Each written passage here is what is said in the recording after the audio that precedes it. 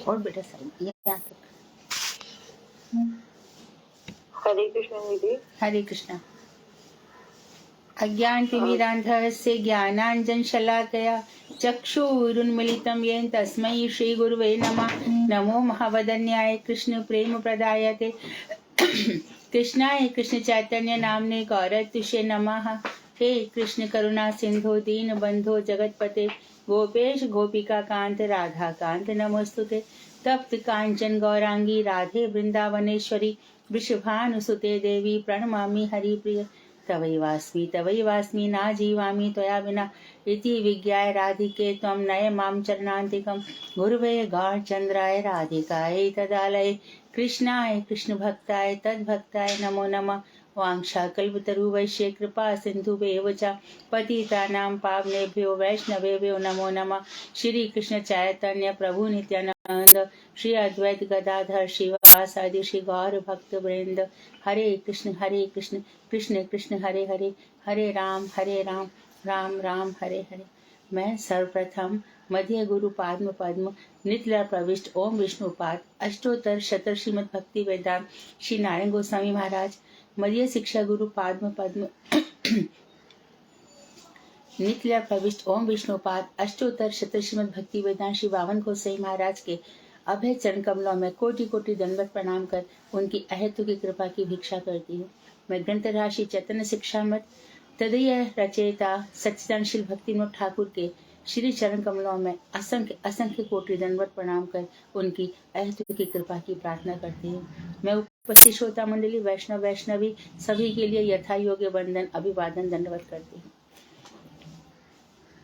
तो देखो, कल कुछ बातें ऐसी आई और हमारे पास मैसेज भी आए कि ये जो मुस्लिमों की बात हुई तो उनको भी ऐसा कहा, ईसाइयों की बात हुई, मोहम्मद पैगंबर साहब की बात हुई, कुरान की आयतों की बात हुई, बाइबल की बात हुई। तो जो हमसे यानी सनातन धर्म से जो अलग बहुत सारे धर्म है जिनमें ये मुख्य है, ना जाने कितने धर्म है, ना जाने कितने हैं, है ना। सिख भी धर्म है और जगह जगह जाओगे तो कोई कृष्ण कोई सावलिया सेठ को मानेंगे, कोई कहाँ कहाँ कैसे कैसे कितने ही लोग मिल जाएंगे। कोई शाक्त है, कोई शैव है, कोई गणपति को मानने वाले गणपति, कोई भगवान सूर्य को ही मानने वाले सौर है, इस तरह से। तो बात ये है कि सबसे पहले बेसिक जो है वो ये है कि जीव मात्र ही तटस्था शक्ति से निकला है, अर्थात जीव मात्र ही कारण अर्णवशाही विष्णु से निकला है।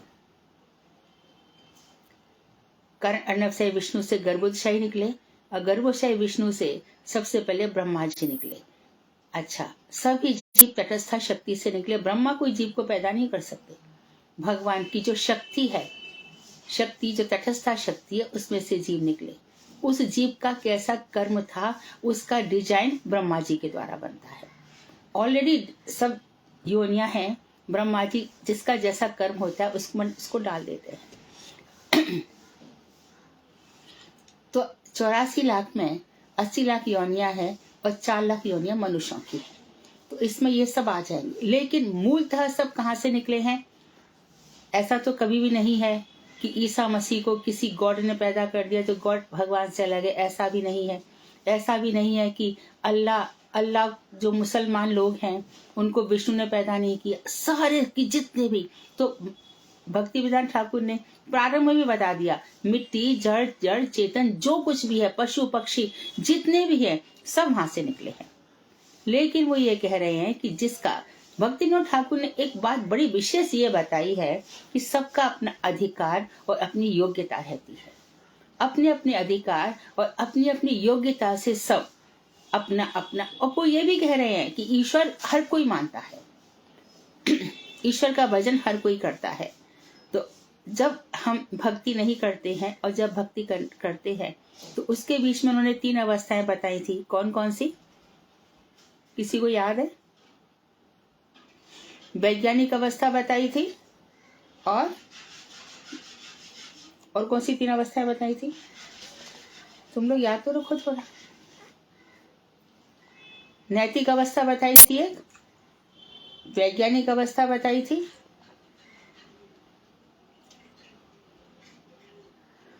मैं ही बताती हूँ। दीदी सभ्य अवस्था। हाँ, राइट। असभ्य अवस्था से, यस, असभ्य अवस्था से भक्ति अवस्था तक 3 अवस्थाएं निकली। तो सबसे पहले कौन सी अवस्था आई? असभ्य से हम सभ्य बने, सभ्य से हम कहाँ पर गए? नैतिक बने, और नैतिक से फिर हम वैज्ञानिक, वैज्ञानिक के बाद नैतिक। इस तरह से 5 अवस्थाएं रही। क्रमशः असभ्य अवस्था से पहली आई हम सभ्य बने। तब मैंने सब बताया था कि किस तरह से हम पहले आग फोड़ करके खाना बनाते थे, ये सब बातें हिस्ट्री में आती हैं। फिर वैज्ञानिक बने, हमने यंत्रों का, रेल का, इंजन इत्यादि का हमने प्रयोग करना सीखा था। और इसके बाद हम थोड़े से नैतिक बने कि हमको फिर ये मनुस्मृति आई कि हमको किस तरह से नैतिकता के साथ रहना है। उच्छृंखल मत बनो, विवाह इत्यादि करके रहो, पशुवत मत रहो, पशुओं के समान मत रहो। ये 3 अवस्थाएं आई। उसके बाद अंतिम अवस्था ही भक्त अवस्था। तो एक तो है कि मनुष्य सभ्य जब तक नहीं होता, असभ्य रहता है, तो वो उसको विभिन्न योनियों का भोग करना पड़ता है। जब गाय अथवा बंदरिया ले लो, प्रारंभ में तो उनको पता रहता है कि इनका छोटा बच्चा कौन सा है। बाद में इनको पता नहीं रहता कि कौन बेटी है, कौन बेटा है, कौन बहन है, कौन भाई है। सबसे ज्यादा असभ्य पशु होता है। इसके तो ऐसे में जो भी ऐसा व्यवहार कर रहे हैं वो सब पशु है।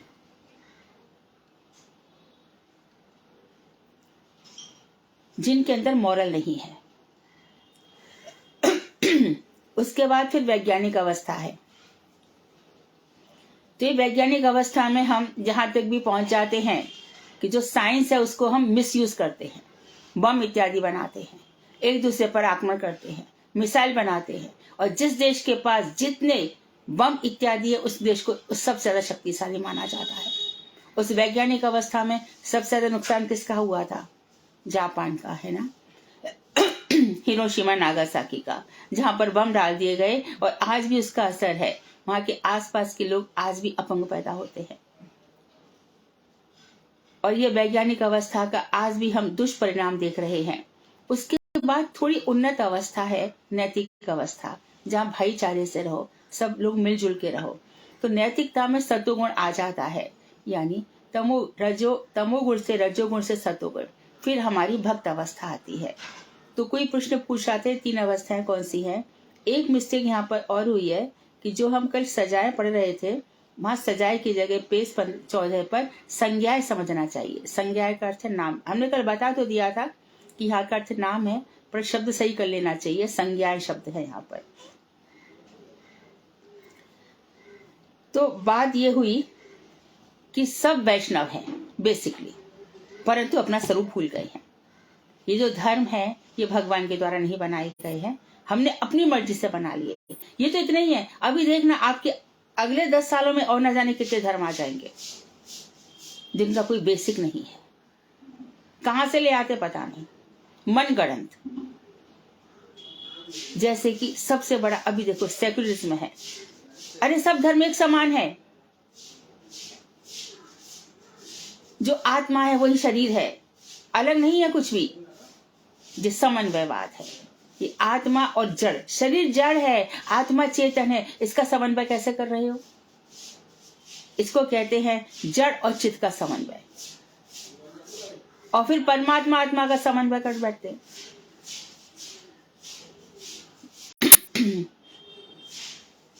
वर्धमान में है ना, नवदीप के पास, वहां के आचार्य हैं। अच्छा, आचार्य जनार्दन महाराज कह रहे हैं कि जैव धर्म में भक्ति विनोद ठाकुर ने बहुत कुछ कहा, लेकिन इसमें तो और भी शुद्ध करके रख दिया। पग पग पे ज्ञान का भंडार भर दिया है। मनुष्य भ्रमित ना हो जाए, वो अपने आप को समझ ले और संसार को समझ ले। तो उसी बात पर देखो, आगे चलो कि जितना आदर पूजा ये वृथा विवाद है। यहाँ पानी रखा, जरा देना। इसमें केवल एक बात विचारनी है, असत्य धर्म प्रणाली का त्याग अवश्य संभावी। असद झूठा जो नहीं है, असत धर्म प्रणाली जो कि गलत है, और एक होता है सत्य। सत्य से क्या बना? सनातन। सनातन जो नित्य विस्तार हो रहा है उसका, जो रुक ही नहीं सकता। तो असत भजन प्रणाली है, यहीं से पढ़ना है ना? हाँ जी दीदी, यहीं से पढ़ना है। हाँ।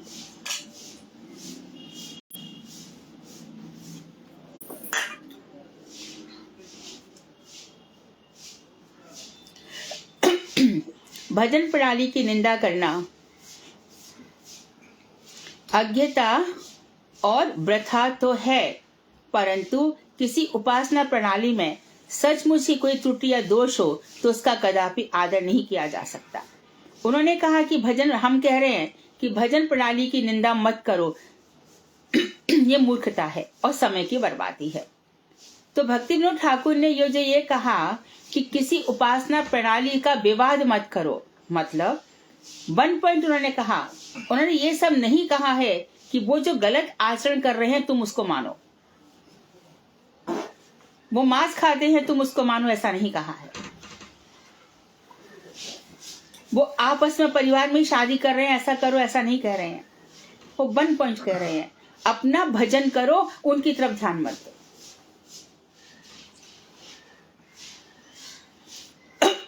इन बातों की गहराई को समझना चाहिए। अब इसी बात को देखो कितनी अच्छे से बता रहे हैं कि आप दूसरे की भजन प्रणाली की निंदा करते हो, ये मूर्खता है, क्योंकि कोई सुनने वाला नहीं है।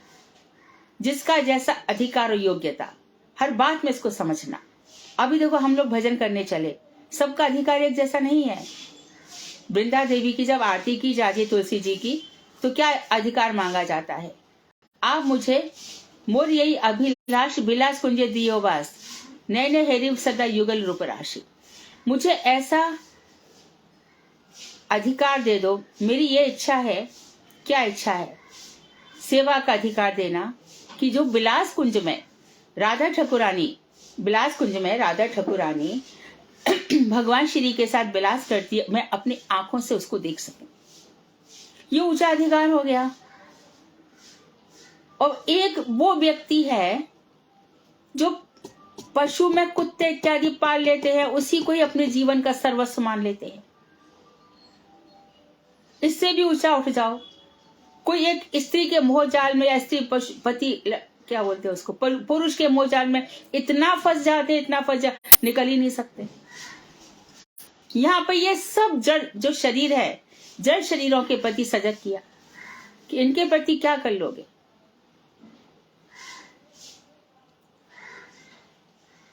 तुलसीदास जी का और हमारे बिल्व मंगल का भी, दोनों के विषय में की कथा आती है। जब इतनी घनघोर बारिश में वो रत्नावली के पास पहुंच गए, और जहां पे उन्होंने समझा कि रस्सी है लेकिन वो वास्तव में सांप था, ये दोनों के लिए लोग प्रचलित हो गया, इसमें से एक की तो सही है ही किसी ना किसी की। और जब ऊपर पहुंच गए कमरे में, तो वो देखती रह गई कि ये क्या, मैं नहीं रह सकता, पिता का श्राद्ध चल रहा है, उसको छोड़ करके आ गया। तो रत्नावली बोली, अस्थि चर्म मह देह मम तामे ऐसी प्रीत, तिसी आधुर राम प्रति अवहि मिटे भव भीत। ये मेरा जो शरीर है, ये हड्डियों का, मांस का, खून का, मवाद का बना हुआ है। ऐसे नश्वर शरीर से इतना प्रेम करते हो, इससे आधा भगवान से करते तो अब तक तुम्हारा इस संसार सागर से उद्धार हो गया होता। इसी प्रकार से एक राजा मोहित था एक स्त्री पर। ये पुराणों की कहानी है। उसने कहा, तुम लोगों ने भी सुनी होगी, उसने कहा कि ठीक है, मैं आपसे मिलूंगी, आप 3 दिन बाद आना। 3 दिन उसने जितनी भी वो विष्ठा करती थी, पेशाब करती थी, सब उसने एक थैली में भर लिया। और जब वो राजा अंदर घुसा तो बदबू के मारे उसका दिमाग खराब हो गया। उसने कहा, देख मैं यही हूं, ऐसे शरीर से प्रेम करता है। तो ये अवस्था ऊंची से ऊंची हो जाती है। फिर जब हम आत्मा पे आ जाते हैं, और आत्मा के ऊपर भी एक हमारा जो कारण शरीर है, एक हमारा स्वभाव बन जाता है, ये भक्त है। और देखो और चीजें देखो। ये तो होगी संसार की। परमार्थ जगत में हमें स्वर्ग है, महल लोक है, जन लोक है, तप लोक है, सत्य लोक है। इतने सारे लोग हमारे सामने हैं। हमें ऋषि बनना होगा, महल लोक जाना है तो शौनक आदि ऋषियों का संग करना है तो जन लोक में बैठना पड़ेगा। भृगु आदि ऋषि बैठे हुए हैं, इन सबको यदि ऐसा बनना है तो, या ब्रह्मा जी के लोक में। इसके बाद फिर अच्छा वैकुंठ में नारायण के पास रहेंगे, नारायण की सेवा करेंगे, लक्ष्मी नारायण, लक्ष्मी जी दिखेंगी, खूब लक्ष्मी वैभव मिलेगा हमें। वो भी नहीं जमा भगवान श्री राम के साथ। भगवान श्री राम के यहाँ भी देखते हैं कि बहुत अधिक सेवाएं नहीं है। हनुमान जी को कितनी सेवा है, कहाँ सेवा मिली? अंतपुर के बाहर उनको बैठा दिया। लक्ष्मण से हनुमान जी कह रहे मुझे कुछ सेवा दे दो, तो लक्ष्मण कह रहे हनुमान जी से बाहर बैठो तो कुछ तो सेवा दे दो। बोले कि अच्छा मैं ना चुटकी बजाऊं? तो अच्छा तू चुटकी की सेवा कर। चुटकी की सेवा ठीक है, नियुक्त हो गई। अब लक्ष्मण चले गए, वो बाहर बैठ के चुटकी बजा रहे बार बार। लक्ष्मण आए, हनुमान क्या कर रहे हो? राम को सोने दो भैया को। तो उन्होंने कहा कि मुझे नहीं पता, मैं बाहर बैठा हूं इधर, अंदर वो कब जमाई ले रहे हैं इसलिए मैं लगातार चुटकी बजा रहा। तो अंदर की सेवा नहीं है वहां पर। अंदर तो सीता जी को भी जरा सी बात पर निकाल दिया। मर्यादा की सीमा देखो। अब यहां पर आ जाओ रास। अब यहां पर भी देखो पंचायती रास हुआ। स्वपक्षा भी आई, विपक्षा भी आई, सुहृद भी आई, तटस्था भी आई। जो राधा पक्षिया थी वो भी आई, जो राधा विपक्षा थी वो भी आई, जो दोनों के साथ मित्रता रखती है वो भी आई, जो तटस्थ है। हमें लड़ाई से क्या लेना देना, हम तो सेवा करेंगे। और जिनके अंदर सौहार्द है। तो पंचायती रास हो गया। पंचायती रास में राधा जी खिसक ली वहां से, ये मेरे मतलब का नहीं है। और कृष्ण भी सबसे छुपकर उनके पीछे पीछे भागे। तो ये रास भी जमा नहीं। फिर कहां का रास हुआ? जो जयदेव ने गीत गोविंद में लिखा है, वासंतिक रास। वो नित्य, यहाँ पे साधन सिद्धा भी थी, वहां पे नित्य सिद्धा रही। ललिता विशाखा इत्यादि जो नित्य सिद्ध है, जो साधन सिद्ध, जैसे हम लोग साधन कर करके किसी जन्म में मानो बन गए तो हमें भी वो अधिकार मिल सकता है। उसके बाद भी अधिकार कहाँ गया? अब राधा कुंड पे आ जाओ। राधा कुंड पे जो अष्ट सखियां हैं उनके बीच में ही रास हुआ, जो सर्वश्रेष्ठ रास है। तो इस तरह से योग्यता और अधिकार भजन के अनुसार बदलते चले जाते हैं। Birth by birth, day by day, minute by minute और सेकंड बाई सेकंड। जितना भजन बढ़ेगा और जितने रसिक श्रोताओं से, रसिक वक्ताओं से कथा सुनी जाएगी, बहुत जल्दी चेंज आ जाएगा। कल भजन कर रहे थे, कुछ और भाव आ रहे थे, आज तो हमारा बड़ा ध्यान लग गया।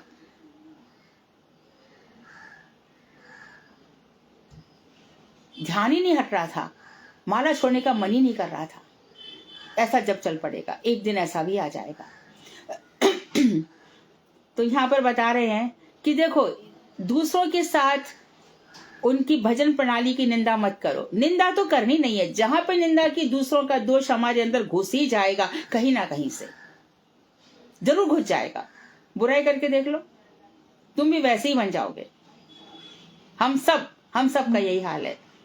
निंदा सबसे बड़ा दोष है। निंदा कभी किसी की नहीं करनी चाहिए। अब व्यथा तो है, परंतु किसी उपासना प्रणाली में सचमुच ही कोई त्रुटि या दोष है तो हम आदर भी नहीं करेंगे। तो निंदा भी नहीं करना है और हमें आदर भी नहीं करना है। तो निंदा नहीं करें तो इसका क्या मतलब है? हम आदर कर रहे? नहीं, आदर भी नहीं कर रहे हैं, हमें इग्नोर करना है। परंतु सद उपायों के द्वारा उसको सुधारने पर जीवों का मंगल होगा। हाँ, उपाय किए जा सकते हैं, इससे जीवन का मंगल होगा। जैसे कि स्वामी महाराज विदेश गए, नानक गोसाई महाराज विदेश गए, कितने लोगों का उद्धार किया, जाके सिखाया। अभी जो धर्म परिवर्तन हो रहा है कि पैसे दे के ले लो, ऐसा सब कुछ नहीं किया। उनका हृदय परिवर्तन किया।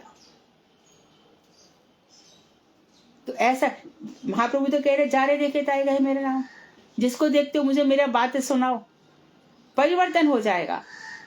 तो कितने ही लोग इस तरह से परिवर्तित होते देखे जाते हैं। इसलिए श्री चैतन्य महाप्रभु ने बौद्ध, जैन और निर्विशेषवादियों के साथ विचार विनिमय कर उन्हें सन्मार्ग पर लाया था।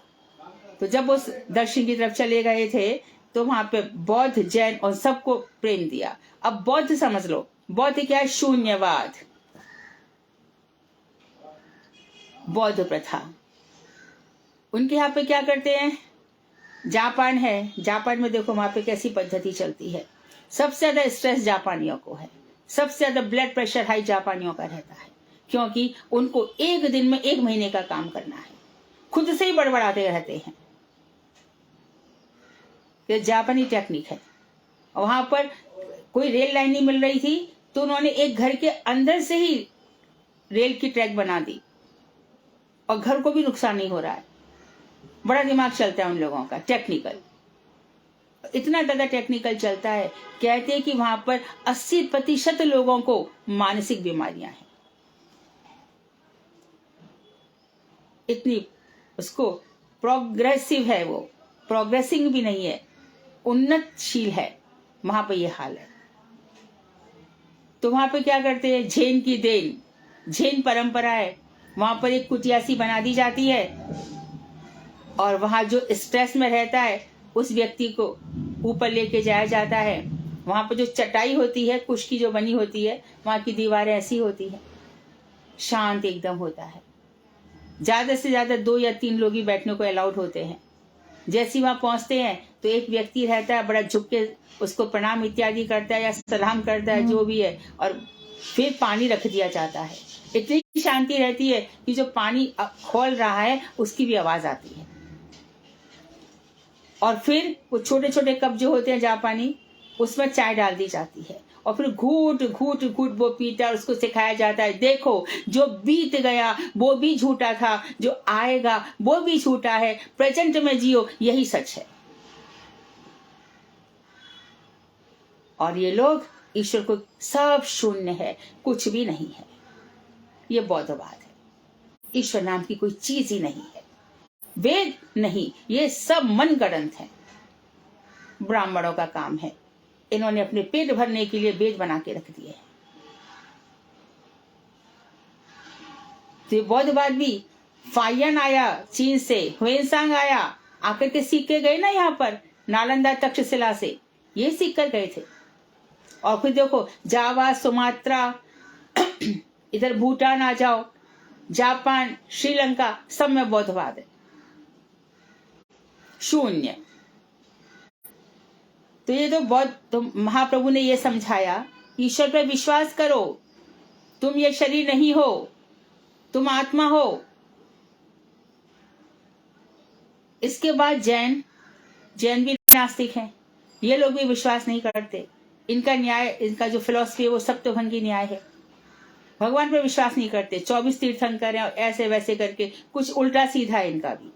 और निर्विशेषवादी, तो निर्विशेषवादी यानी कि भगवान के ना हाथ है ना पैर है, कुछ भी नहीं है, भगवान को कोई वैशिष्ट नहीं है। तो ये और भी खतरनाक है। इससे तो बहुत अच्छे कि चलो सीधे साधे बात कर रहे कि हम नास्तिक है, और तुम तो आस्तिक बनकर भी। इसीलिए निर्विशेषवादी या मायावादियों को बौद्ध से भी ज्यादा खतरनाक बताया गया। They are more dangerous than बौद्धास। आएंगे वहां पे क्या कहेंगे? अरे ईश्वर का कुछ भी नहीं है। अरे तुम वेदों को मान करके तुमने वेदांत का शांकर भाष्य लिखा, वेदों को उठाया, मंत्रों को उठाया, श्रुतियों को उठाया, उपनिषदों को उठाया, और फिर भी यही कह रहे हो। अरे वेदों में तो कह रहे साक्षात भगवान ने देखा। जब भगवान की आंखें नहीं थी तो किसको देख रहे थे वो? एक को हम बहुश्यामः, मैं अकेला हूं, मैं बहुत हो जाऊं। तो मन कहां से आ गया जी? भगवान के कुछ है ही नहीं, उनका कुछ वैशिष्ट ही नहीं है, हाथ पे नहीं है।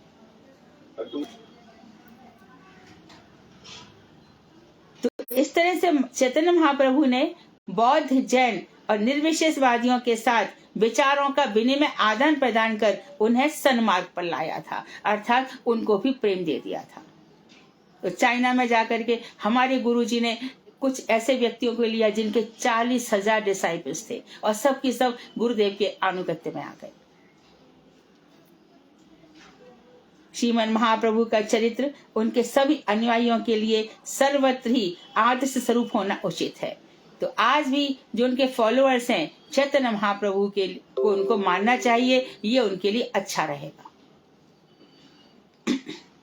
अब बता रहे हैं अनेक प्रकार के अपधर्म, धर्म के नाम पर जो अपवाद है, जो धर्म है ही नहीं, कौन कौन से हैं? जिस धर्म में नास्तिक्यवाद, ईश्वर नाम की कोई वस्तु ही नहीं है, ईश्वर को मानते ही नहीं है, संदेहवाद है या नहीं है, जड़वाद, शरीर को ही लेकर के खाओ पियो ऐश करो, अनात्मवाद, अनात्मवाद भी यही, आत्मा नहीं है, आत्मा नाम की कोई वस्तु ही नहीं है, स्वभाववाद, मनुष्य का अपना स्वभाव है, और निर्विशेषवाद, ये रूप से बहुत अनर्थ रहते हैं। जिस धर्म में भक्त जन उस धर्म को धर्म नहीं बल्कि क्या कहते हैं, ये विधर्म है। तुम ईश्वर को मानते हो तो बकरे को कैसे काट सकते हो? उसमें भगवान दिखाई नहीं दे रहा।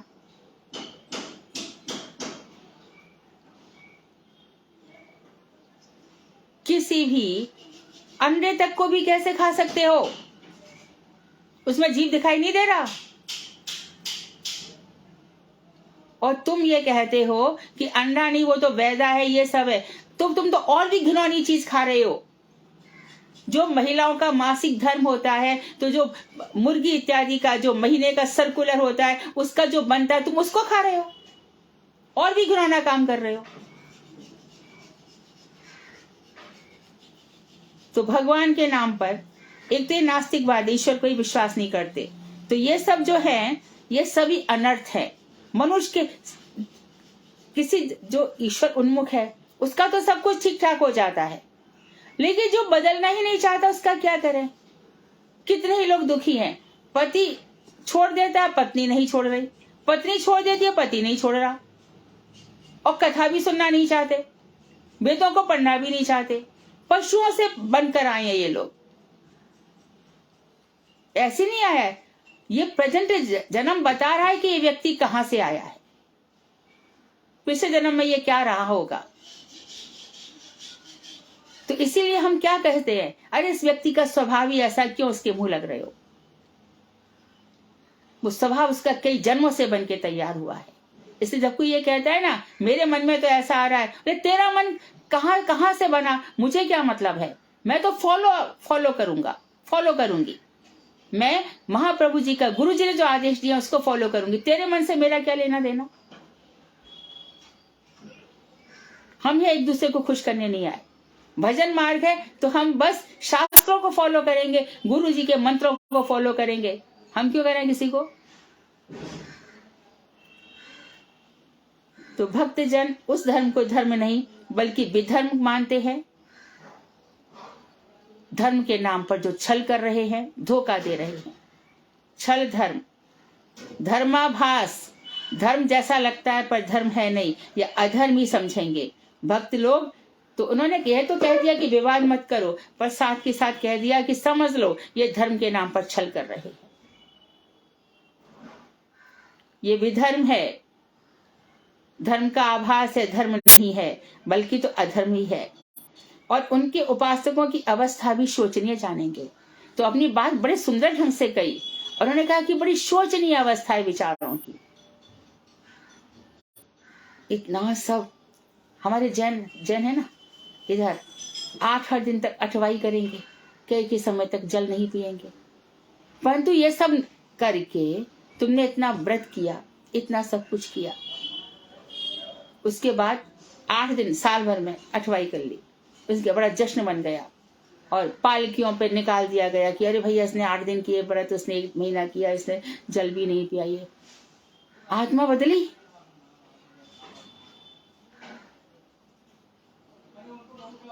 भगवान में विश्वास आया?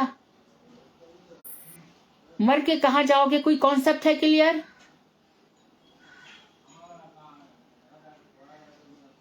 बड़ा भारी करते जिस समय ये करते। उसके बाद वेदों को तुम मानते नहीं, कहां जाओगे, किस लोक में जाओगे, ये तो बताओ। तो महाप्रभु ने इनको सबको समझाया, और हम लोग क्या करेंगे, इनके ऊपर शोक करेंगे बस। ज्यादा से ज्यादा बेचारा क्या कर सकते हैं, कभी भगवान इसकी सुकृति बनाए। हमारे यहाँ बम्बई में आएंगे, हो सकता है कुछ हमारे लोग सुन भी रहे हो, फेसबुक पे काफी लोग सुनते हैं।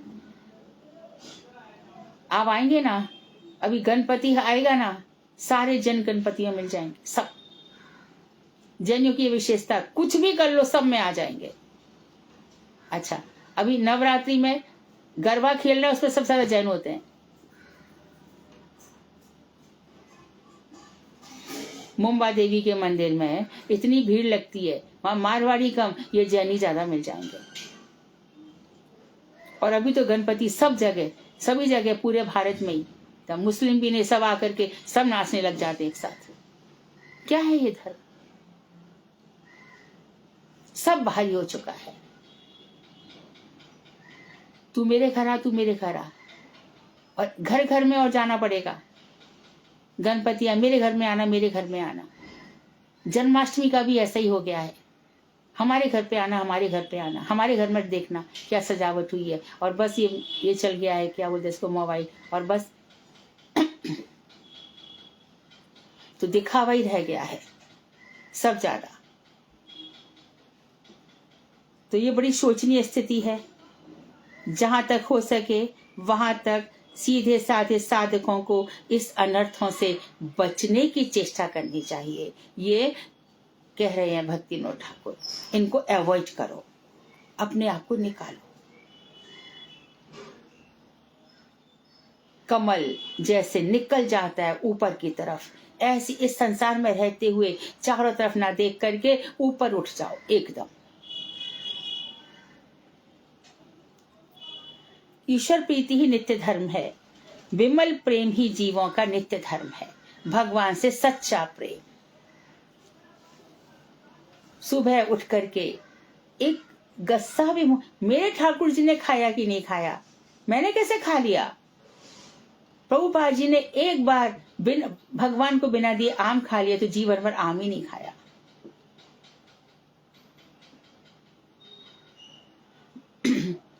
पूर्व कथित पांचों भेदों के देखे जाने पर भी जिस धर्म का उद्देश्य विमल प्रेम है, वही धर्म यथार्थ धर्म है।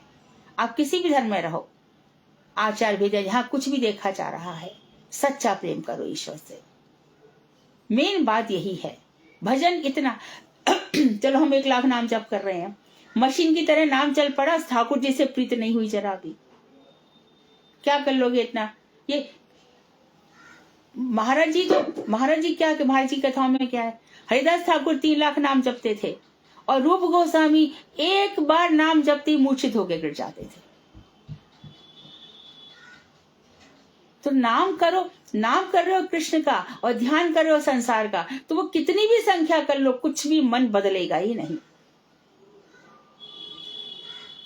या फिर हम क्या समझते हैं, अभी नवदीप में जाएंगे, देखना दीपक लगाया, आरती उतारी, समझ हमारी भक्ति हो गई।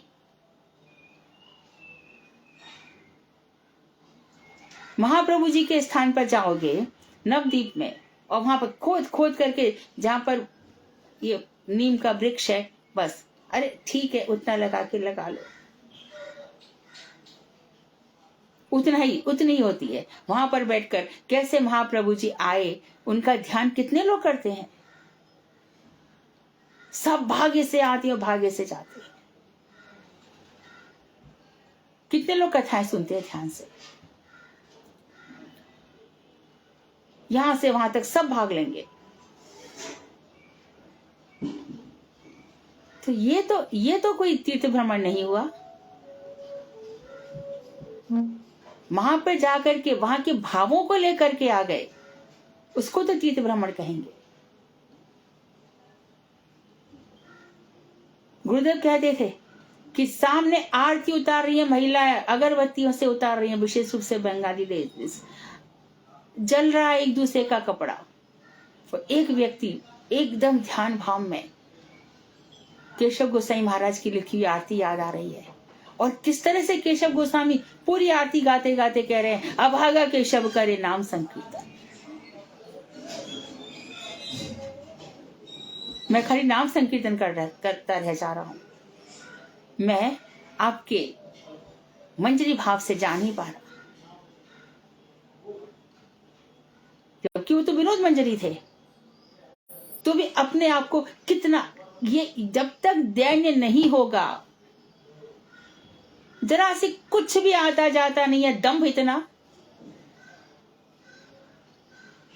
तो हमने महापुरुषों से क्या सीखा? गुरुदेव ब्रजवासियों का इतना सम्मान करते थे, सबसे स्नेह करते थे, तो महाराज जी फिर भी कहते थे बार बार, अरे तुम लोग गुरु से प्रतिष्ठा चाहते हो। तो महाराज जी कहते थे सदगति नहीं होगी। तो क्या चाहने के लिए हम आए हैं यहाँ पर? हमारा नाम हो जाए, हमने इतना पैसा दिया, हमको ये सब नहीं, बिल्कुल नहीं। फिर दिया किया सब बराबर है, इससे अच्छा तो मत दो, कम से कम दोष तो नहीं लगेगा। और एक चीज याद रखो, शास्त्रों में है हुतम च दत्तम च तथैव तिष्ठति। जो दान दिया जाता है वो कभी भी नष्ट नहीं होता। लेकिन कहां पर दिया गया? ददाति प्रतिगृह्णाति, रूप गोस्वामी को उपदेशामृत याद रखना पड़ेगा। वैष्णवों की सेवा के लिए दिया।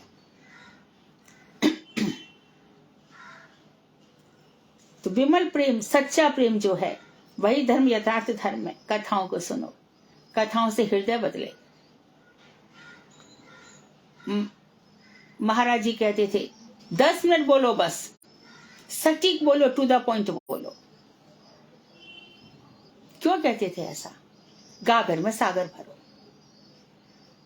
10 मिनट बस जितना हो सके सुनाओ, अधिक से अधिक सुनाओ, परंतु उसमें भी हमारा अधिकार होता है।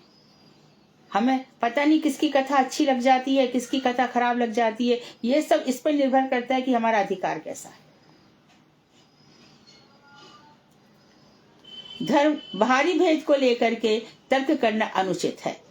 जिस धर्म का उद्देश्य, अब कह रहे हैं पूर्व कथित 5 भेदों के देखे जाने पर भी जिस धर्म का उद्देश्य विमल प्रेम है, वही धर्म वास्तव में धर्म है।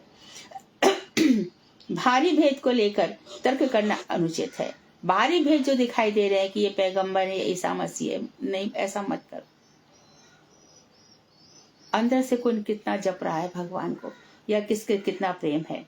धर्म का उद्देश्य यदि शुद्ध है तो उसका सब कुछ सुलक्षण युक्त है। यदि आप शुद्ध भाव से चल रहे हैं तो सभी कुछ सुलक्षणमय है। सभी कुछ, नास्तिक्यवाद, संदेहवाद, जड़वाद, अनात्मवाद अर्थात कर्मवाद, स्वभाववाद और निर्विशेषवाद स्वभावतः ये सब प्रेम विरोधी होते हैं, अर्थात इनका लक्ष्य ही गड़बड़ है, इसलिए इनको इग्नोर करो। हम आगे इसको और भी बतलाएंगे। आगे कह रहे हैं कृष्ण प्रेम और उसका धर्म। तो बता दिया कि जो मैं विमल प्रेम की बात कर रहा हूं, तो सच मानिए कृष्ण प्रेम ही विमल प्रेम है। एको देवः, एक ही देव है, वो है कृष्ण। तो नारायण, राम, ये सब है, ये सब क्या है? अंश है, संपूर्ण नहीं है। संपूर्ण तो गीता में बताए गए हैं।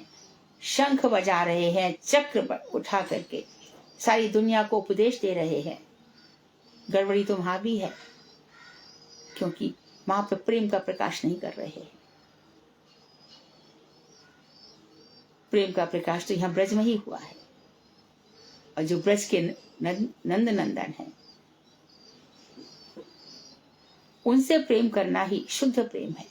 जितना प्रेम उनसे बढ़ता जाएगा उतनी आत्मा शुद्ध होती जाएगी, क्योंकि चित्त के अधिष्ठाता भगवान कृष्ण ही है। जितना चिंतन, जितना ध्यान उनका होगा। प्रेम का यह विशेष धर्म है कि वह किसी एक तत्व को आश्रय और दूसरे तत्व को विषय के रूप में ग्रहण करता है। प्रेम में 2 चीजें रहती हैं। ये विशेष बात है उसकी कि एक तत्व को तो आश्रय, राधा जी हमारी क्या है? प्रेम के आश्रय है। तो जो आश्रय तत्व है वो जिससे प्रेम करेगा वो विषय है। हम कोई चीज की खोज करते हैं तो सामने विषय रहता है ना, तो एक आश्रय रहता है, एक विषय रहता है। प्रेम में 2 चीजें रहती हैं। विषय और आश्रय के बिना प्रेम हो ही नहीं सकता। एक आश्रय रहेगा और एक विषय रहेगा। गुरुदेव क्या है? आश्रय। साक्षात हरित्वेन समस्त शास्त्रे, हरि तो है, लेकिन हरित्व है उनके अंदर, साक्षात हरि है, हरित्व वाला। हरित्व मतलब भगवान के गुण है उनके अंदर, भगवान नहीं है, वो सेवक भगवान है, भगवान सेव्य भगवान है। तो सेवक है, वो आश्रय है। किसके आश्रय में कर रहे हैं? जो आश्रय तत्व तो कौन है? राधा जी। वो सर्व गोपीशु सेविका विष्णु रत्यंत वल्लभा। आए ना राधा कुंड में। राधा कुंड जो भगवान को प्रिय है, उसकी दूसरी लाइन है ना,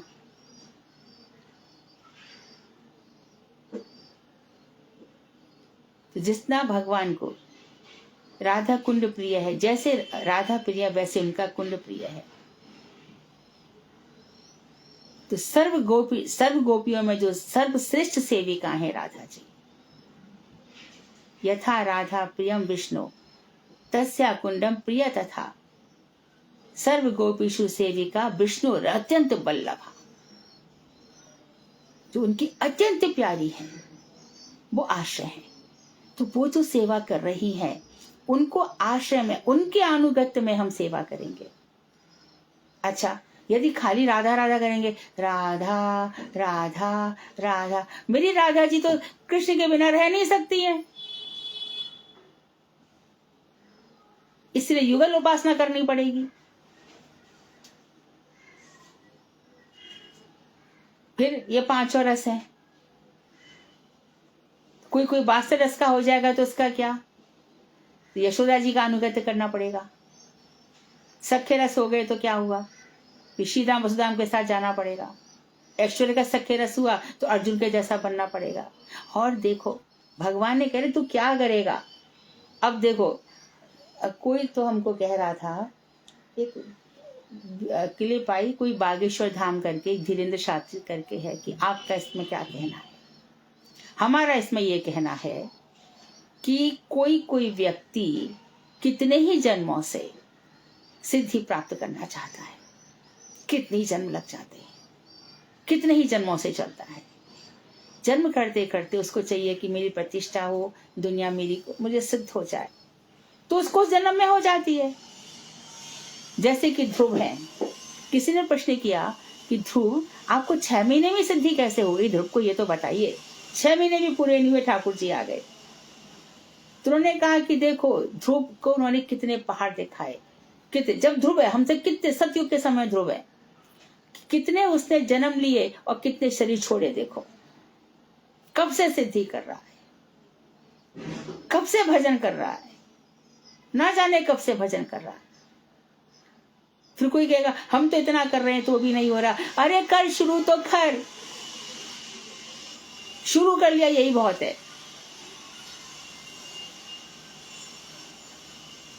तो सिद्धि कभी कभी ऐसे हो जाती है, पर इसका ये तो मतलब नहीं कि भक्ति हो गई।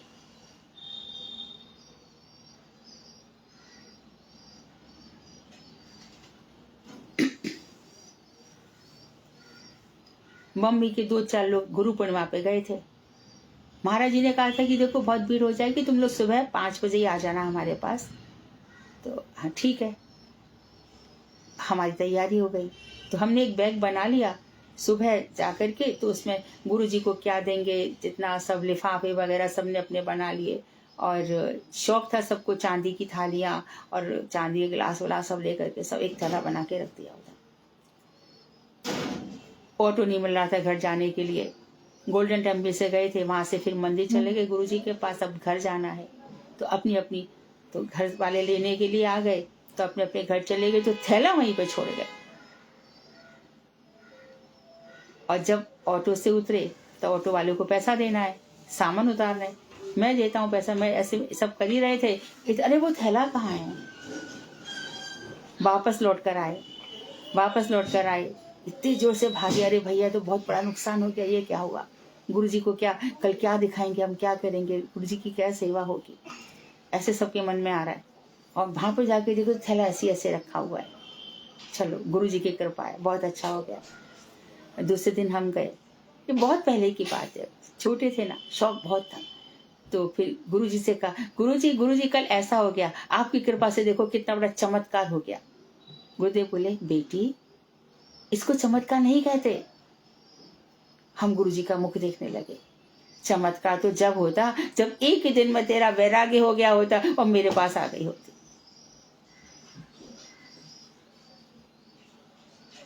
और ये कह के खूब हंसने लगे। क्या मतलब है? तो ये सिद्धियां जो है गुरुदेव कह रहे ये नहीं है। महाराज जी कहते थे एक बार श्रद्धा साधु संग भजन क्रिया अनंत निवृत्ति निष्ठा रुचि आसक्ति तक तो तुम लोग पहुंचो। जब साधन भक्ति शरीर से साधन खत्म हो जाएगा उसके बाद भाव भक्ति के बाद प्रेमा भक्ति। बात पे गुरुदेव इंस्ट्रक्शन दिया करते थे। कभी किसी बात पे मैं दुखी हो गई तो सीधा बोला ये ग्रंथ तूने दूसरों के लिए लिखे अपने लिए लिखे? खुद अपने जीवन में उतारो।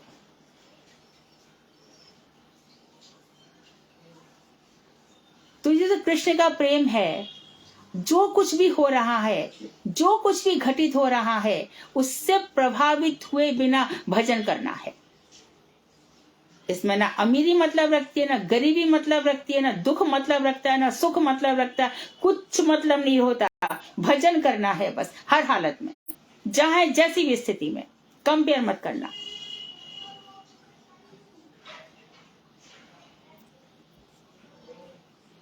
तो विषय और आश्रय दो चीज रहती हैं। जीवों का हृदय ही प्रेम का आश्रय है। एकमात्र कृष्ण ही प्रेम के विषय हैं। पूर्ण विमल प्रेम के उदय होने पर उपास्य वस्तु का ब्रह्मत्व, ईश्वरत्व या नारायणत्व श्री कृष्ण स्वरूप में परिवर्तित हो ही जाता है। तो जितना प्रेम बढ़ेगा, अब तक तो हमारी उपासना चल रही थी ब्रह्म, हाँ ब्रह्म है, कोई ज्योति ब्रह्म है, बड़ा अच्छा लगता है सुनने में, ब्रह्मवादी भगवान की ज्योति के दर्शन हो रहे। लेकिन जब और प्रेम बढ़ जाएगा तो चतुर्भुज नारायण, और उसके बाद जब और शुद्ध हमारा प्रेम हो जाएगा तब तो बस वो बांसुरी वाला ही अच्छा लगता है। उसका गर्दन हिलाना, उसकी आंखें झुकना, उसके लहराते बाल, ये सब भक्तों के हृदय में घूमा करते हैं। उसकी चाल और उसकी लीलाएं, कैसे गोवर्धन धारण कर लिया, कैसे कालिया नाग का मर्दन कर लिया। कालिया नाग का मर्दन की कथा गुरुदेव बताते हैं ना, ये भगवान श्री कृष्ण ने पराक्रम, जैसे कोई फिल्मों में हीरो होता है, हीरोइनों को आकर्षित करने के लिए अपना बल दिखाता है, वही ये ऐसा श्री कृष्ण का भाव था। पराक्रम दिखाऊंगा। तो सब गोपियां जो अब तक छुप छुप के प्रेम कर रही थी सब सामने आ गई। गिरिराज जी में भी ऐसा ही हुआ। गोवर्धन धारण के समय सब सामने बैठी थी। 7 दिन उठाने की क्या जरूरत थी? इतने बड़े बड़े राक्षस आंख घुमाती मार डाले। इंद्र इतना बलशाली था उनके लिए। वहां खुद बामन बन के बैठे हैं। तो ये उनका प्रेम है। तो ये लीलाएं कब उदित होंगी? जितना हम उनसे प्रेम करेंगे। सब कुछ प्रेम पर निर्भर करते हैं। अपने हृदय को हम जितना विशाल प्रेममय बनाएंगे तो धीरे धीरे ये प्रेम उसमें कन्वर्ट हो जाता है। इस संपूर्ण ग्रंथ का पाठ करके जिस रूप से हम कम या अधिक प्रेम का अनुशीलन करेंगे, उसी के अनुरूप उसकी प्रतीति भी कम या अधिक होगी। तो हम जिस रूप में जितने प्रेम के साथ इसका अनुशीलन करेंगे, उसी के अनुसार इसकी प्रतीति भी कम या अधिक, जैसा हमारा कम या जैसा अधिक है वैसा ही होगा। जिस रूप में जैसा प्रेम का अनुशीलन करेंगे। बहुत ही सुंदर ग्रंथ है, अमृत ग्रंथ है। आगे कह रहे हैं, कृष्ण नाम के श्रवण मात्र से जो लोग नाम पर विवाद करते हैं वे यथार्थ तत्व को समझने में असमर्थ है। भगवान के नाम पर जो विवाद करते हैं, क्योंकि ये विवाद निरर्थक है। नाम जिस विषय को लक्ष्य करता है वही जीवों को प्राप्य है।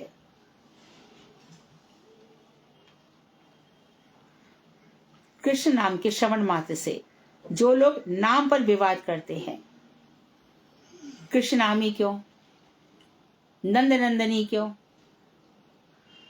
कृष्ण का क्या अर्थ है? बताया कि कृष्ण का अर्थ है जो किसी को आकर्षित करके कृष्ण प्लस णा निवृत्ति परक आनंद देता है, अर्थात संसार से वैराग्य करा देता है। उसका नाम कृष्ण है, परंतु कृष्ण के नाम पर बड़ा विवाद करते हैं। ये यथार्थ तत्व को नहीं समझेंगे, क्योंकि यह विवाद कुछ विवाद से निकलता नहीं है। नाम जिस विषय की ओर लक्ष्य करता है वही जीवों का प्राप्त है। तो भगवान श्री कृष्ण नाम जिस विषय की ओर लक्ष्य करता है, हमारे जीवों का, हम सब जीवों का वही प्राप्त है। देखो, जगत नियंता, मायाधीश, सृजन करता, ये भगवान के नाम है। परमात्मा बोल लो, शास्त्रों में बहुत भगवान के नाम है, लेकिन अभी तक तो ठीक है भैया, वो मायाधीश है, वो जगत नियंता है, वो परम पिता परमात्मा है, वो अनंतन भगवान है। लेकिन उससे ज्यादा हम क्या जानते हैं? वो रासेश्वर है, गोपेश है, गोपिका कांत है, राधा कांत है। तो ये सब कुछ निर्भर करता है हमारे प्रेम के ऊपर। गोविंद दामोदर माधवेति, तो हमारे जो प्राप्त है वो कौन से हैं? बाल कृष्ण करारविंदेन पादारविंदम मुखारविंदम विनिवेशयन्तम वटस्य पत्रस्य पुटेशयानम बालम मुकुंदम मनसा स्मरामि। भगवान के कर भी सुंदर है, चरण भी सुंदर है, और दर्शन क्या कर रहे हैं मार्कंडेय जी? पेड़ के पत्ते पर एक जो पत्ता है वहां पर कृष्ण अंगूठा मुख में डाल करके बटस्य पत्रस्य पुटे शयानम बालम मुकुंदम मनसा स्मरामि, मुखे विनिवेशयन्तम, मुख में उनके पग का अंगूठा है।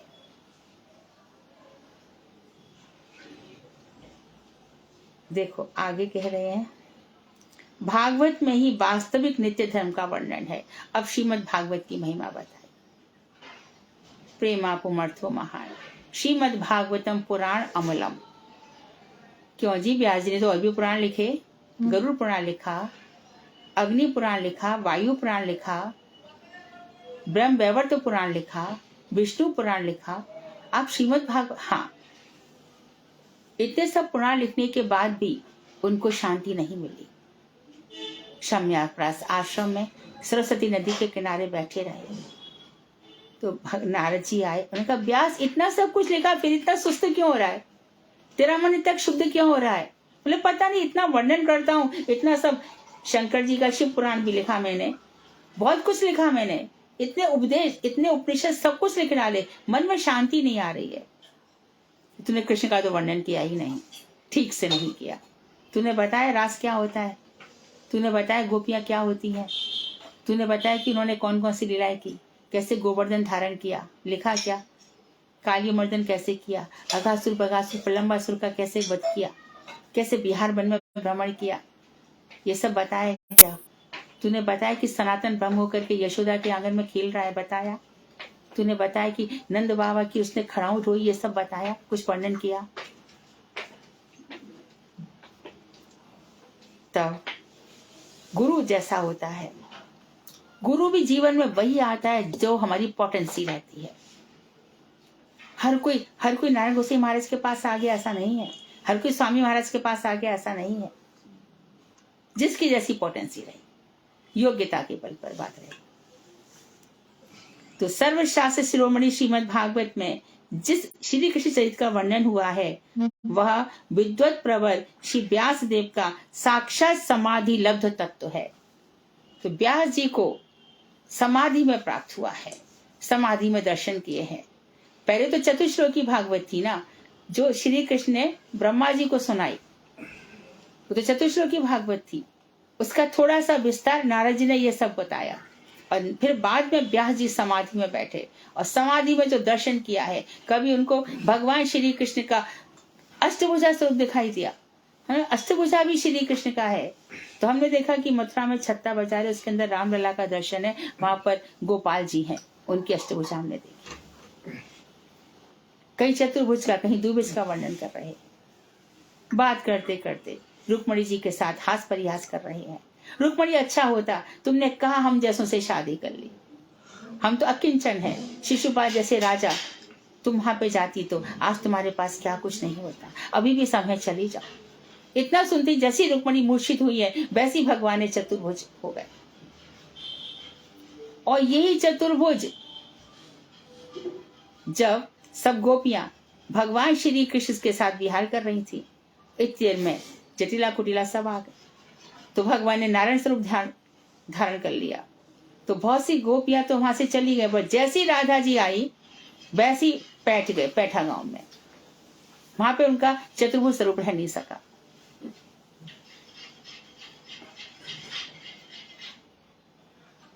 तो समाधि में हुआ, व्यास जी को समाधि में जो मिला उसका वर्णन किया। नारद जी के उपदेश से व्यास देव ने तो वो गए, समाधि का ये मतलब नहीं है भक्ति बढ़ गई। तो ये बता रहे कि देखो जितनी भक्ति बढ़ेगी उतना ही तत्व प्रकाशित होगा। यस्य देवे तथा गुरु, जिसकी भगवान श्री कृष्ण में जितना प्रेम है और जितना गुरु में है, तस्य उसके हृदय में अर्था प्रकाशयन्ते, सारे अर्थ प्रकाशित हो जाते हैं। ब्रह्म व्याप्त सर्वत्र समाना, प्रेम से प्रकट होए हम जाना। ये सब प्रेम की बातें हैं। जितना हृदय में हमारे परम पिता परमात्मा से, जिनके हम अंश हैं, जो हमारे सब कुछ हैं, उनके बिना हमारा कोई नहीं है। सब झूठा संसार है, कोई किसी का नहीं है। यहाँ पर किसी की बातों में मत आना, यहाँ कोई किसी का नहीं है। सब झूठा नाटक है, अभिनय है। हमें भी अभिनय ही करना है,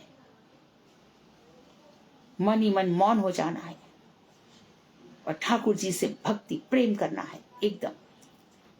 तो भक्ति रूपी, जहाँ समाधि क्या है, भक्ति रूपी सहज समाधि में श्री कृष्ण स्वरूप का दर्शन किया और उसी का उन्होंने परम पुरुष श्री कृष्ण के प्रति जीवों में शोक मोह और भयहीन उपाधि रहित प्रेमा भक्ति उत्पन्न करने के लिए तथावत वर्णन किया। जो उन्होंने देखा परम पुरुष परमात्मा का, तो उन्होंने प्रेमा भक्ति जीवों में उत्पन्न हो। तो प्रेमा भक्ति में क्या क्या होता है और क्या क्या नहीं होता है। प्रेमा भक्ति में भगवान से प्रेम होता है, नहीं होता है तो क्या, शोक नहीं होता। प्रेमी किसी बात पे दुखी नहीं होता, वो हंसता ही रहता है, उसको किसी चीज से मोह नहीं होता। एक कार्यक्रम करो, अच्छा श्रीमद् भागवत का आयोजन करो, पहले कैसा हुआ, मैंने कार्यक्रम कैसा किया, कितने लोग आए, क्या क्या हुआ, हो क्या ना हो। हम भागवत ऐसी करेंगे जहां पर बस प्रेम की बातें होंगी। जितने लोग आएंगे वो सब प्रेम की बातें, हम कोई दिखावा नहीं करेंगे, कोई दम्भ नहीं, कुछ भी नहीं। सुखदेव जी ने क्या दिखावा किया था, परीक्षित ने, बोलो तो। कितने बड़े राजर्षि थे, बड़े बड़े लोग उनकी सभा में बैठे थे। सब लोग तो आए थे, सब लोग बैठे थे वहां, सारे च्यवन ऋषि भी बैठे थे, देवल ऋषि थे। कोई कौन था ऐसा जो, याज्ञवल्क्य ऋषि भी बैठे थे, प्रहलाद भी थे, ध्रुव भी थे। सब करताल मृदंग सब बजा रहे थे, चल रहा था संकीर्तन, दिखावा किया। और जैसे सुखदेव गोस्वामी चले गए हैं 12वें स्कंध के 5वें अध्याय के बाद, तब उत्तरा जी आई है और बोली है कि परीक्षित, बड़ी बड़ी बातें मेरी समझ में नहीं आई, तो मुझे शॉर्ट में बता। इसके लिए फिर सनातन गोस्वामी ने जो बताया गया वो वृत भागवतामृतम में आया। ये सब ग्रंथ किसके लिए बनाए गए हैं, हमारे लिए। समय कम है, भक्ति बहुत करनी है, समय व्यर्थ ना चला जाए, हृदय में कोई और प्रवेश ना कर जाए, कोई भी वेग इत्यादि हम प्रभावित ना हो जाए। धर भगवान का भजन करना है, तो उसमें ना शोक रहेगा, ना मोह और ना भय। डरना तो है ही नहीं किसी भी चीज से, किसी भी स्थिति से नहीं डरना है। भगवान का नाम जहां पर है वहां डर किस बात का। नाम की बड़ी भारी महिमा है, क्या क्या नहीं हो जाता नाम से और क्या क्या अब तक नहीं हुआ। बड़े बड़े ब्रह्म राक्षस भी नाम से डरते हैं। हमारे बामन गुस्सी महाराज ने कोई चमत्कार दिखाया, कितनी भूतों को भगा दिया होगा। हमारे व्याख्यानस महाराज, उन्होंने ऐसी ब्रह्म राक्षस को भगा दिया। कहीं वर्णन किया, कहीं मीडिया को बुलाया, कहीं पे फेसबुक, इंस्टाग्राम और क्या क्या रील, क्या क्या चलाया, मीडिया को बैठाया।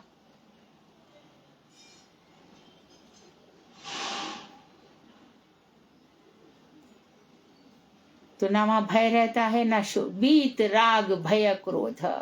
मेरे भक्त की पहली पहचान है, गीता में कह रहे हैं, ना किसी से आसक्ति भी नहीं रखता, भयभीत होता नहीं, क्रोध भी नहीं करता किसी के ऊपर। क्यों? अपनी जो हमारी क्रोध है, हम उसको, उस विकार को अपने अंदर आने ही क्यों दें? तो इस तरह से प्रेमा भक्ति उत्पन्न करने के लिए उन्होंने श्रीमद् भागवत में जैसा अनुभव किया वैसा वर्णन किया। वांछा कल्पतरुभ्यश्च कृपा सिन्धुभ्येव च पतितानां पावनेभ्यो वैष्णवेभ्यो नमो नमः।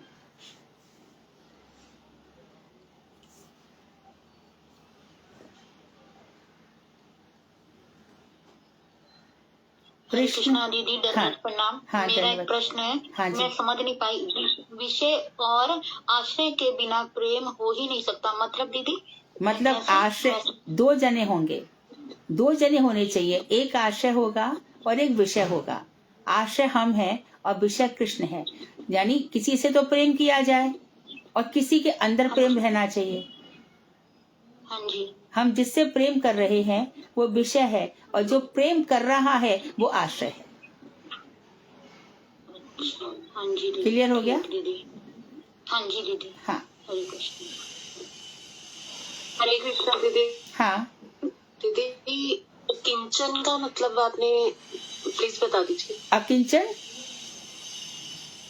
क्या पूछ रहे हैं आप? जी दीदी। हाँ हाँ जी, अकिंचन जिसके पास कुछ नहीं है, लेकिन भक्तों को अकिंचन इसलिए कहा जाता है कि सब कुछ नहीं होते हुए भी उनके पास प्रेम रूपी संपत्ति है। संसार का सब कुछ उन्होंने छोड़ दिया है, अकिंचन हो गए हैं। पर दीदी, भगवान खुद को किंचन क्यों बोल रहे हैं रुक्मणी जी को? हाँ हाँ, भगवान, क्योंकि वो तो क्या, उन्होंने कहा कि मैं अकिंचन हूं, ना तो मैं, मेरे राजा तो उग्रसेन है, मेरे हाथ में तो कोई सत्ता नहीं है, कुछ भी नहीं है। संसार में लोग गरीबों को अकिंचन कहते हैं, लेकिन भक्ति मार्ग में अकिंचन का अर्थ इस तरह से होता है।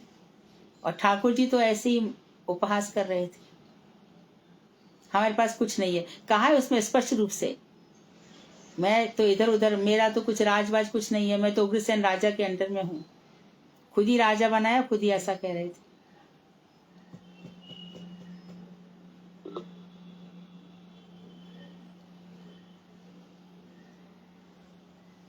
और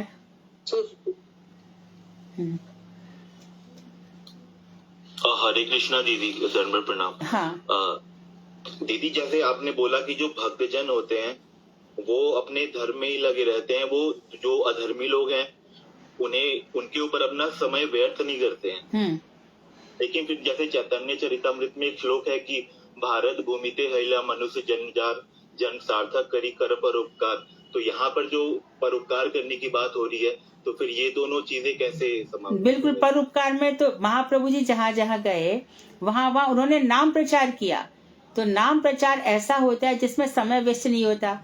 वस्तु अमोलक दी मेरे सतगुरु कृपा कर अपनायो। इसमें क्या है नाम प्रचार में, कि मैंने आपको कहा राधे राधे, आपने मुझे कहा राधे राधे, तो 1.25 गुना बढ़ गया, दुगना हो गया।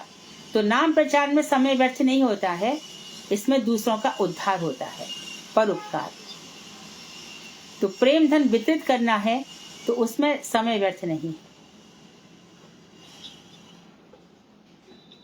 धन्यवाद दीदी। हाँ हरे कृष्णा दीदी। प्रणाम।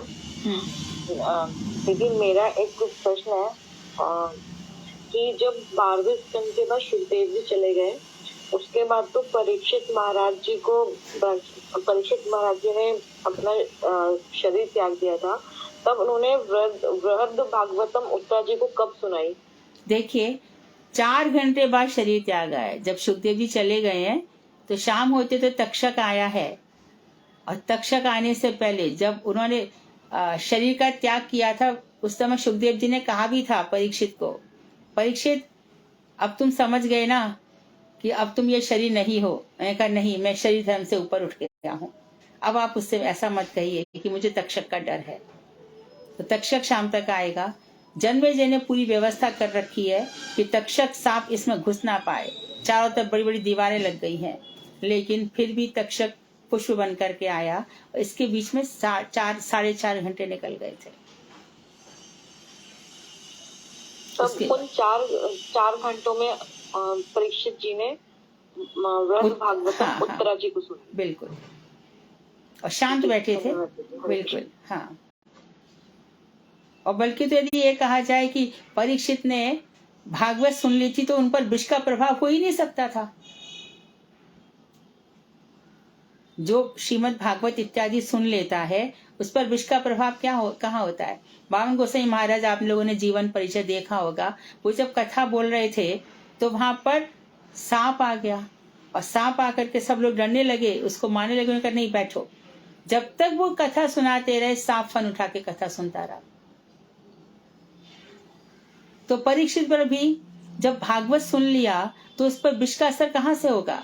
तो उन्होंने कहते हैं कि पहले ही जब उत्तरा जी के साथ बातचीत हो गई, तभी उन्होंने अपने शरीर का योग बल से त्याग कर दिया था, और तब जाकर के तक्षक ने उनको, ये लीला हुई तक्षक के काटने की। क्योंकि जो मुनि थी उनकी वाणी को सत्य तो करना ही था ना, वाणी को सत्य करने के लिए।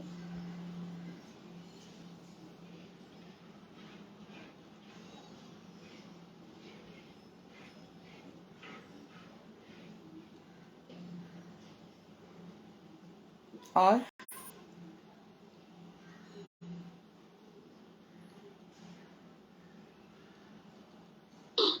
हरे कृष्णा दीदी, दंडवत प्रणाम। हाँ दीदी, मैं ये वाला क्वेश्चन कर रही हूँ कि मेरे लिए, कि जैसे आपने कल बताया था ना कि जब हम माला करते हैं या आर्निक करते हैं तो जैसे हमारे कुछ ना कुछ मतलब घूमता रहता है दिमाग में माला करते समय। तो दीदी बहुत वो करने के बाद भी थोड़ा थोड़ा तो ठीक हो रहा है, पर दीदी जैसे आपने कल कहा कि अपने दरवाजे बंद कर लो, खिड़की बंद कर लो, तो दीदी वो सब कैसे होगा?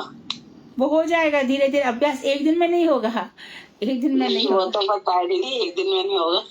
पहले से तो काफी फर्क पड़ रहा है, फिर भी दीदी हो जाएगा। मतलब उसके लिए और क्या प्रयास करना चाहिए, इसलिए मैंने बस पूछा।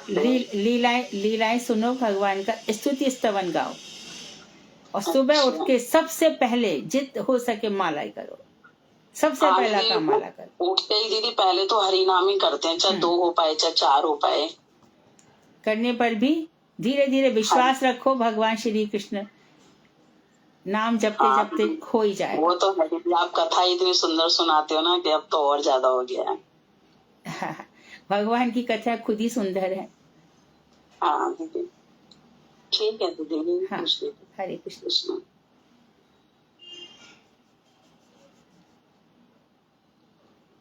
कोई और? ठीक है, कल कौन? शालू तुम सुनाने वाली थी, सुनाओ। हाँ, कल मैं सुनाने वाली थी सुमन। शालू ने 26 तारीख को बोला था। ठीक है सुमन, आप सुनाइए। हाँ जी, मैं कीर्तन करती हूँ। हरे कृष्णा दीदी, 1 मिनट। दीदी प्रणाम दीदी। हाँ। वो कृष्ण की सेवा सुमुखी दीदी और अनुराधा दीदी 2 मिलके कर लेंगी। कृष्ण वाली ना? हाँ जी। हाँ ठीक है, thank you Sumukhi, Anuradha, thank you.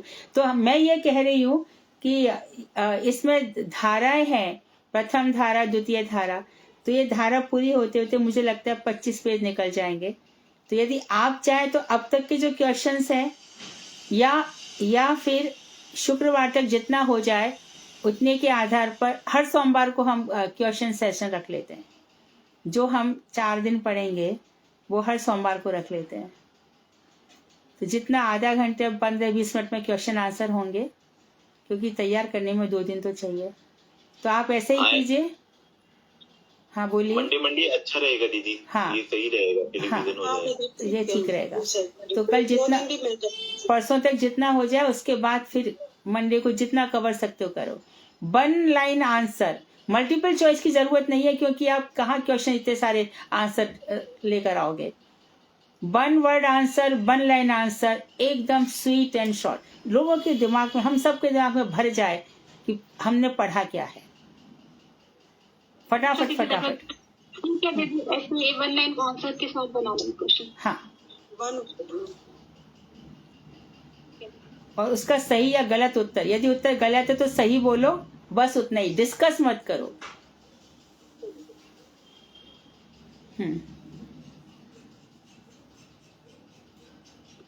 हाँ सुमन, सुनाइए। हाँ जी दीदी, ठीक है दीदी। हरे कृष्णा। जय जय श्री राधे श्याम श्यामा श्याम की जय। श्री गुरुदेव महाराज की जय। श्री गुरुदेव। जय राधे जय राधे राधे, जय राधे जय श्री राधे। जय कृष्णा कृष्णा, जय कृष्णा जय श्री कृष्णा। श्यामा गौरी नित्य किशोरी, प्रीतम जोरी श्री राधे। रसिक रसीलो छैल छबीलो, गन गर्वीलो। गुण गर्वीलो, गन गर्वीलो नहीं, गुण गर्वीलो। हाँ जी, ये गन लिखा हुआ है ना, तब मैंने पढ़ा। ठीक है दीदी, सॉरी। रास विहारिणी रास विस्तारिणी, उपिय उर्धारिणी श्री राधे। नव नव रंगी नवल त्रिभंगी, श्याम सुअंगी श्री कृष्णा। जय राधे जय राधे राधे, जय राधे जय श्री राधे। जय कृष्णा जय श्री कृष्णा कृष्णा, जय कृष्णा जय श्री कृष्णा। प्राण प्यारी रूप उजारी, अति सुकुमारी श्री राधे। नैन मनोहर महमोह दकर, सुंदर वर्तर श्री कृष्णा। जय राधे जय राधे बार बार मत लो, उसको सीधा ले लो, तो बहुत लंबा हो जाएगा। अच्छा जी, हाँ जी दीदी, ठीक। हरे कृष्णा। शोभा श्रेणी मोह नैनी कोकिल वैनी श्री राधे।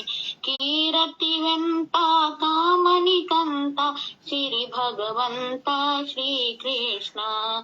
चंदावदनी कुंदर रदनी, शोभा सदनी श्री राधे। परम उदारा प्रभा अपारा, अति सुकुमारा श्री कृष्णा। हंसा गमनीरा जत तर मानी, राज तरमणी। हाँ जी, क्रीड़ा कामनी श्री राधे। रूप रसाला नयन विशाला, परम कृपाला श्री राधे। कंचन वैली रति रति रस रेली, अति अलवेली श्री राधे। सब सुख सागर सब गुण आगर, रूप उजागर श्री कृष्णा। रमणीय रमा तरुणीय तन्मय, गुण अगमय श्री राधे। धाम निवासनि प्रभा प्रकाशी, सहज सुहासिनी श्री कृष्णा। सत्य सत हरदिनी, अति प्रिय वैदिनी, उर उन मादिनी श्री राधे। अंग अंग टोना सरस लोना, सुभग सुठोना श्री कृष्णा। राधा नाम निगुण अभिरामिनी, श्री हरि प्रिय स्वामिनी श्री राधे। हरे हरे हरि हरि हरे हरे हरे हरे हरे हरे हरे श्री कृष्णा। जय राधे राधे, जय राधे जय श्री राधे। जय कृष्णा जय श्री कृष्णा, कृष्णा कृष्णा जय कृष्णा। बहुत बढ़िया, बहुत हरि बोल। राधे श्याम श्यामा श्याम की जय। दीदी मेरे ना चश्मा थोड़ा सा ना, वो नंबर थोड़ा बढ़ गया ना, चेंज कराने वाला, इसीलिए कुछ दिखता है कुछ नहीं दिख पाता। तुमने ये राधे श्याम श्यामा की जय कहाँ से सीख लिया? हाँ जी, ये राधे श्याम श्यामा की जय कहाँ से सीखा है? ये तो गीति कुछ नहीं है, ये गीति कुछ में है दीदी। राधे श्याम श्यामा श्याम नहीं नहीं, ये नहीं, मैं बोल बोलते राधे जय राधे जय राधे मैं राधे, इसकी जय बात राधे, नहीं, मैं ये कह ही नहीं रही हूँ, मैं वो कह ही हाँ नहीं जी। रही हूँ, मैं तो खुद ही आपको बता रही थी कि कहाँ का। मैं ये तुम जो बार बार तुमने गीत के प्रारंभ में और समाप्ति पर हाँ। जय राधे श्याम श्यामा जो सीख बोल रही हो, ये कहाँ से बोल रही हो?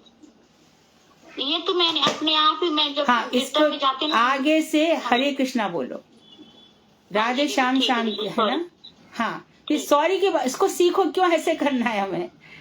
हाँ जी दीदी, ठीक है। हमारे कभी मुझे टोका नहीं ना, इसलिए। हाँ, इसमें हमेशा हरे कृष्णा ही से एंड करना है और हरे कृष्णा से ही प्रारंभ करना है।